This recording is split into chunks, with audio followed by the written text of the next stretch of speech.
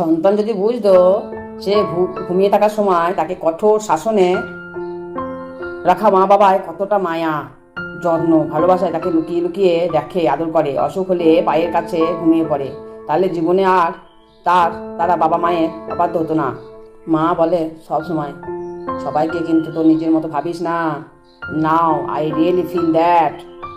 মেয়েদের সমস্যা কি বলেন তো, বিয়ের আগে মা একা ছাড়ে না, আর বিয়ের পর বর একা ছাড়ে না, আর প্রেম করলে বয়ফ্রেন্ড একা ছাড়ে না, সিঙ্গেল থাকলে বয়ফ্রেন্ড একা ছাড়ে না।